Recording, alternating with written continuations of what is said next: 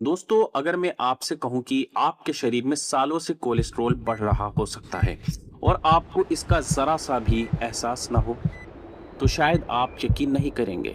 लेकिन यही वजह है कि हाई कोलेस्ट्रॉल को अक्सर साइलेंट किलर कहा जाता है, क्योंकि कई लोगों में हार्ट अटैक या स्ट्रोक आने तक कोई साफ सिम्टम्स दिखाई ही नहीं देता।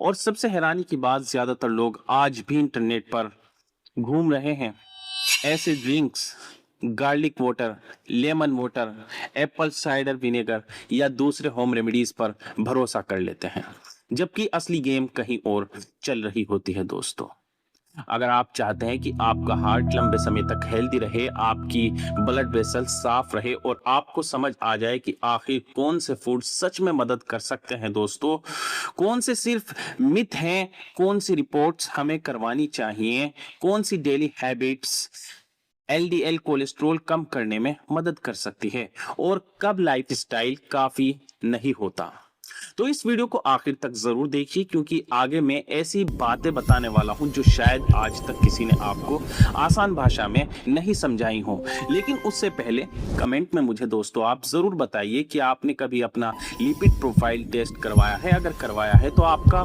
टोटल कोलेस्ट्रॉल या एलडीएल कितना था, और अगर कभी टेस्ट नहीं कराया तो सिर्फ नोट येट लिख दीजिए। दोस्तों, मैं हूं हेल्थ एजुकेटर माज और इस चैनल पर मेरी कोशिश सिर्फ व्यूज लेना नहीं, बल्कि लोगों तक बिना फेक हैक्स और बिना मिरेकल क्लेम्स के साइंस बेस्ड हेल्थ इंफॉर्मेशन पहुंचाना है। कुछ समय पहले दोस्तों मेरे पास लगभग 42 साल के एक व्यक्ति आए। उनका वेट थोड़ा सा ज्यादा था, ऑफिस जॉब थी उनकी, डेली वॉक वे लगभग नहीं कर रहे थे। उन्हें लगता था कि जब तक चेस्ट पेन नहीं है तब तक हार्ट भी हेल्दी है, लेकिन रूटीन हेल्थ चेकअप में उनका एलडीएल कोलेस्ट्रॉल काफी बड़ा हुआ निकला।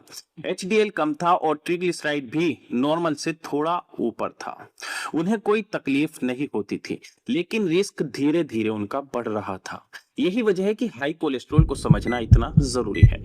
अब सबसे पहले आसान भाषा में समझते हैं दोस्तों कि कोलेस्ट्रॉल आखिर है क्या, क्योंकि बहुत से लोग इसे सिर्फ एक खराब चीज समझते हैं, जबकि सच इससे थोड़ा अलग है।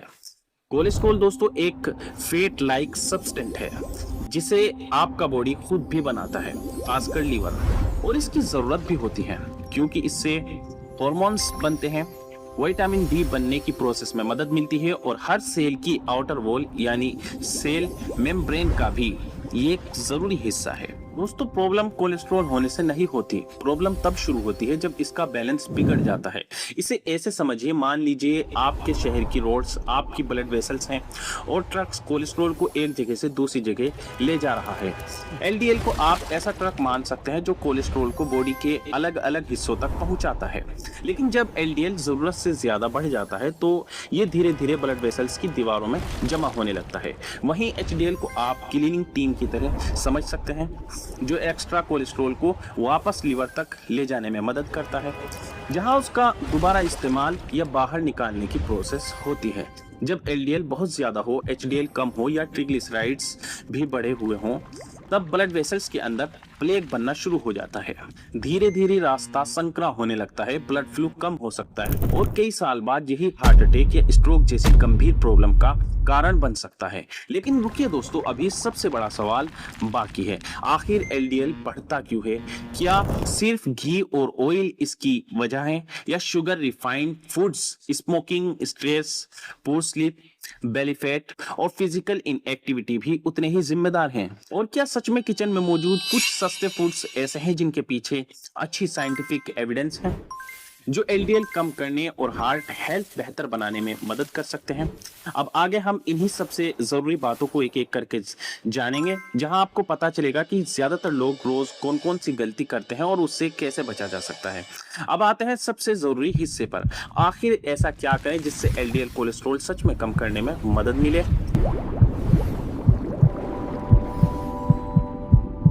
सबसे पहले प्लेट बदलनी होगी दोस्तों, क्योंकि कोलेस्ट्रॉल की शुरुआत अक्सर किचन से ही होती है।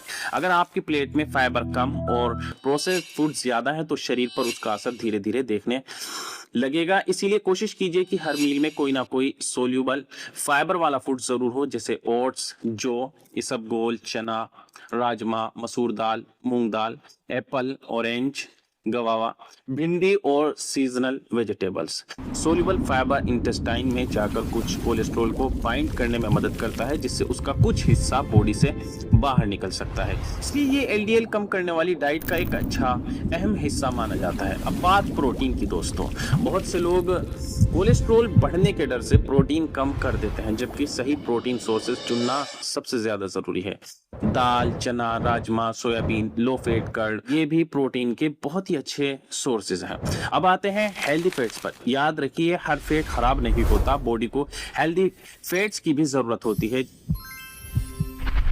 जैसे almonds, walnuts, flax seeds, chia seeds और पीनट। दोस्तों सीमित मात्रा में हार्ट हेल्थ के लिए फायदेमंद हो सकते हैं, लेकिन इन्हें मुट्ठी भर से ज्यादा खाना सही नहीं होता, क्योंकि इनमें दोस्तों कैलोरीज भी अच्छी खासी होती है। अब जानते हैं किचन में मौजूद ऐसी चीजों के बारे में जिनके पीछे साइंटिफिक सपोर्ट्स मिलता है। सबसे पहले ओट्स, इसमें मौजूद बीटा ग्लूकेन नाम का सोल्यूबल फाइबर एलडीएल कम करने में मदद करता है। दूसरा दोस्तों इसबगोल, अगर पर्याप्त पानी के साथ लिया जाए तो ये भी सोल्यूबल फाइबर बढ़ाने का आसान और सस्ता तरीका हो सकता है।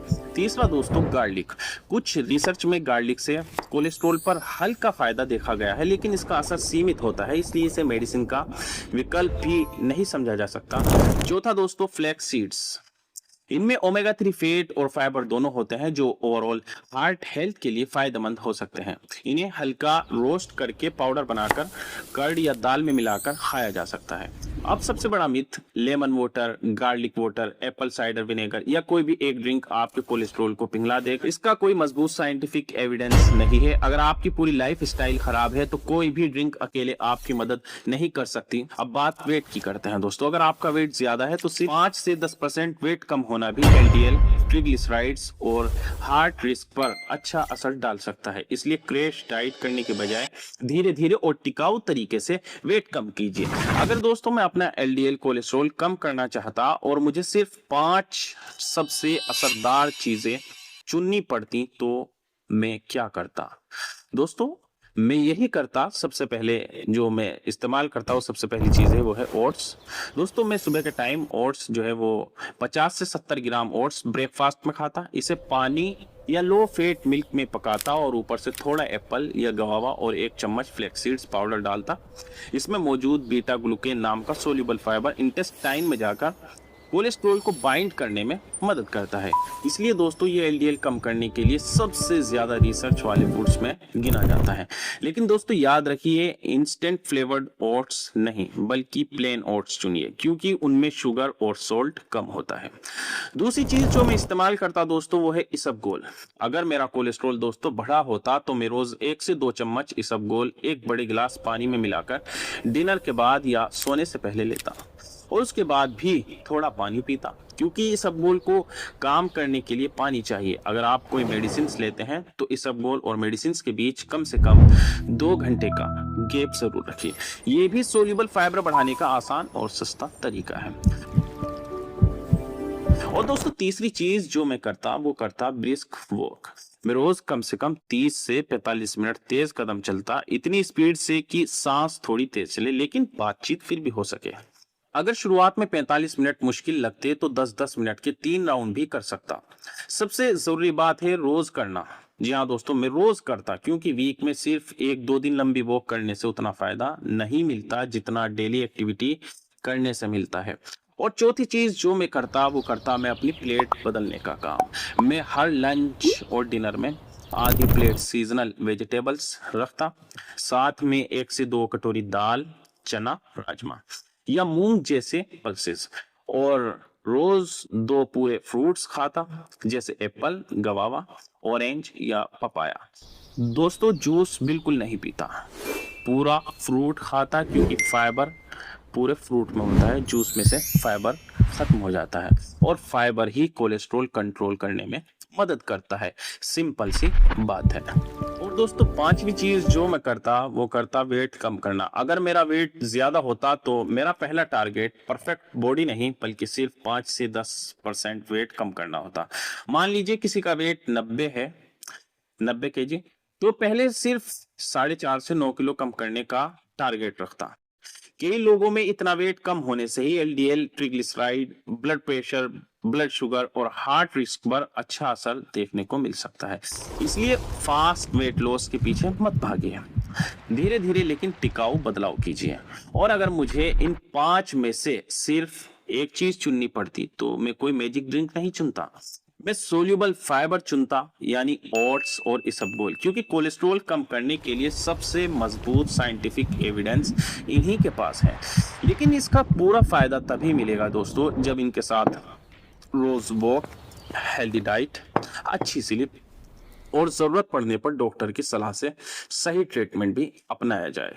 अब आखिर में बात करते हैं कैसे पता चलेगा कि आपकी मेहनत सच में काम कर रही है, क्योंकि कोलेस्ट्रॉल कम होने का एहसास अक्सर शरीर खुद नहीं कराता, ना दर्द होता है ना कोई खास सिम्टम्स आता है। इसलिए सिर्फ ये सोच लेना कि अब मैं ठीक महसूस कर रहा हूँ, इसका मतलब ये नहीं कि कोलेस्ट्रॉल भी ठीक हो गया है। इसका सही जवाब सिर्फ आपकी लिपिड प्रोफाइल रिपोर्ट्स देती है। इसलिए अगर आपने डाइट, एक्सरसाइज और लाइफ स्टाइल में बदलाव शुरू किए हैं तो डॉक्टर की सलाह के अनुसार कुछ हफ्तों बाद दोबारा टेस्ट जरूर कराइए। अब एक और जरूरी बात है, कोलेस्ट्रॉल सिर्फ एलडीएल का नाम नहीं है। अपनी रिपोर्ट्स में total cholesterol, LDL, HDL, non HDL cholesterol और ट्रिग्लिसराइड्स, इन सभी नंबर्स को समझिए, क्योंकि कई बार एलडीएल थोड़ा ठीक होता है लेकिन ट्रिग्लिसराइड्स बढ़े रहते हैं।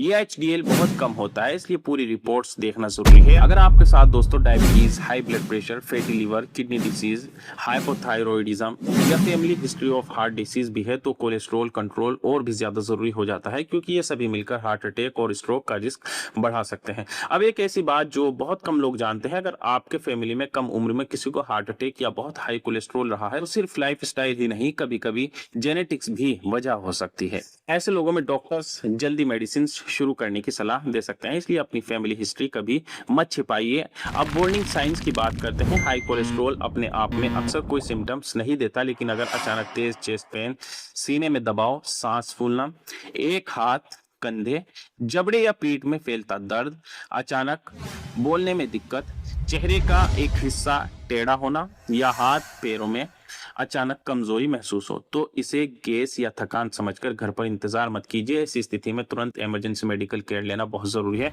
अब इस पूरी वीडियो का सबसे बड़ा मैसेज सिर्फ एक लाइन में समझिए, कोलेस्ट्रॉल कंट्रोल किसी एक फूड, किसी एक ड्रिंक, किसी एक होम रेमेडी या किसी एक टेबलेट का खेल नहीं है। यह आपकी रोज की छोटी छोटी हैबिट्स का जोड़ है।